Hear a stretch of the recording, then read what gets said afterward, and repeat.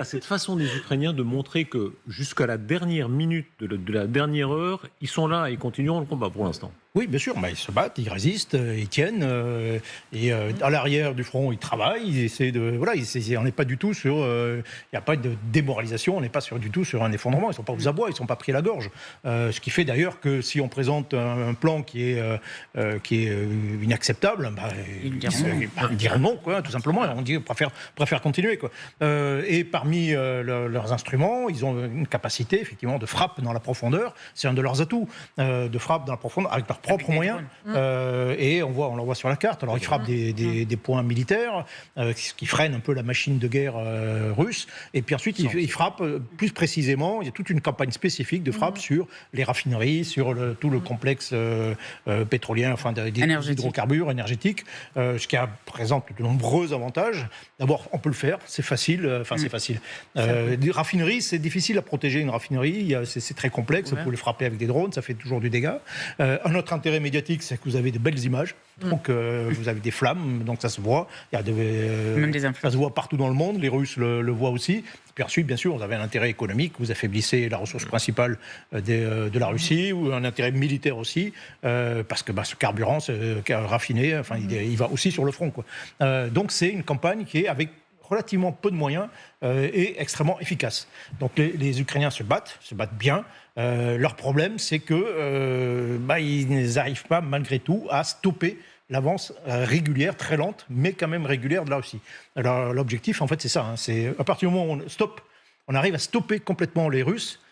Là, peut-être qu'effectivement, Vladimir Poutine sera un peu obligé de dire bon, ok, je ne peux pas aller plus loin, ça sert à rien, on arrête. Je ne sais pas où en est le cours du pétrole, mais sauf erreur, il a baissé. Mais ça, pour les Russes, le pétrole est de plus en plus un talon d'Achille. Oui, le cours du pétrole a baissé. D'ailleurs, c'est assez spectaculaire parce que même quand Trump annonçait des choses extraordinaires, qui, dans toute la logique économique, auraient dû faire bondir le cours du pétrole, c'est l'inverse. Mais bon, il y a eu aussi les annonces de l'OPEC+, qui ouvraient les quotas de surproduction, en fait, qui se sont imposés il y a 2 ans. Donc ça a compensé aussi bien. Et d'ailleurs, dans ces histoires, ce qui est paradoxal aussi, pour ajouter à ce que vient de dire Colonel Goya, c'est que en fait les raffineries en Russie sont tellement touchées qu'avec le pétrole qui baisse, en fait le prix de l'essence à l'intérieur de Russie est en hausse. Donc du coup, il y a aussi la population qui est mécontente parce qu'en fait, ils sont à la pompe, ils voient la différence maintenant.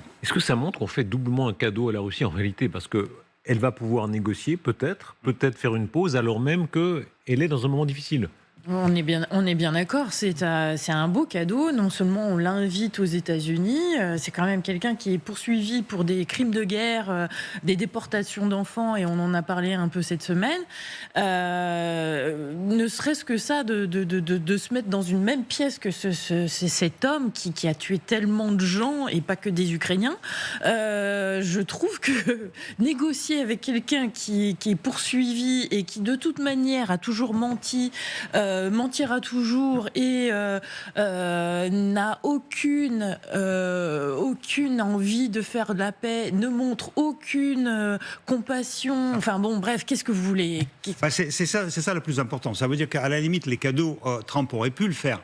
Mais là, il fait les cadeaux d'avance, en fait. Oui. Poutine n'a fait aucune concession. Non, il continue à bombarder l'Ukraine. Il n'a montré rien qui prouve qu'il veut la paix. Et Trump lui offre ses cadeaux. C'est ça. Les bombardements, on l'a vu dans cette région de Saratov, au Tatarstan, on peut faire toute la géographie de la Fédération de Russie, ce sont ces bombardements toujours par drone. Alors la Russie produit beaucoup de drones, mais l'Ukraine aussi, en sens inverse.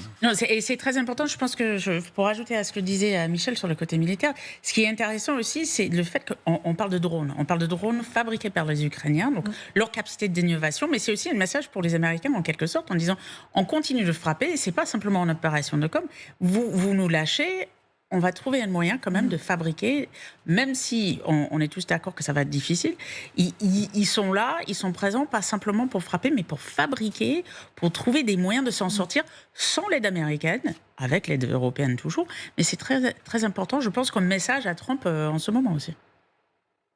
Oui, je pense que les Ukrainiens ont toujours cette idée qu'on ne les a jamais vraiment aidés dans leur histoire, hein. Je veux dire, il y a tellement eu, il y a eu les Polonais qui ont envahi l'Ukraine, il y a eu les Russes, les communistes, tout le monde est arrivé sur l'Ukraine, les nazis, tout le monde est arrivé, a voulu un morceau de l'Ukraine et on a l'impression que ça continue. À chaque génération, c'est la même chose. C'est la raison pour laquelle le soutien des Européens est très important.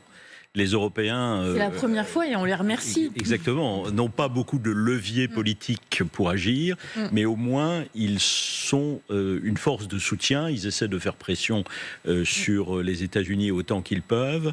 Et c'est finalement, pour les Ukrainiens, le seul cordon de sécurité, en quelque sorte. Les Russes constatent quand même qu'ils sont en train de prendre des coups. La population russe, regardez ce qui se passe à Sotchi. Alors Sotchi, en plus, c'est une partie de la grande histoire russe. Et là, les Ukrainiens arrivent à toucher un point sensible.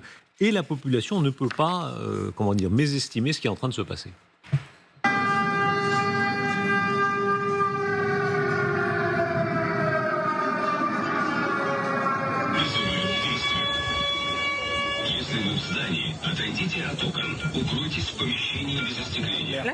Sergueï. C'est Adler, en fait, ça fait partie du Grand Sotchi. Je connais cette plage, ça fait toute mon enfance. Enfin, chaque été, j'ai été sur cette plage. Donc, même quand et on leur a demandé, donc il y a des drones qui arrivent, partez sur cette plage. Et là, ils partent sur quelques allées qui sont très longues. En fait, vous avez 1 kilomètre à marcher avant d'arriver vraiment à la ville à proprement parler. Et donc, en fait, ils sentent, surtout qu'il y a l'aéroport qui était aussi qui était bloqué à plusieurs reprises. Il y avait les trains qui étaient bloqués à plusieurs reprises. Donc, on est en période estivale. Sochi, Adler, c'est Cannes, Antibes, Nice. Enfin, c'est ça l'équivalent. Enfin, ça ressemble aussi. Même la mer Noire et la mer Méditerranée, ça se ressemble beaucoup. Oui, alors c'est toujours bon effectivement de faire sentir à l'adversaire, de lui faire goûter un peu de la vodka qui nous sert. Mais dans les faits, stratégiquement, ça n'aura aucun effet. C'est-à-dire, il ne faut pas s'attendre à des mouvements de gens lassés de la guerre ou seraient révoltants. Non, il y aura des drones. Ils continueront à recevoir des drones. Ils ne seront pas contents. La guerre, ça leur plaît pas. Mais bon, c'est comme ça.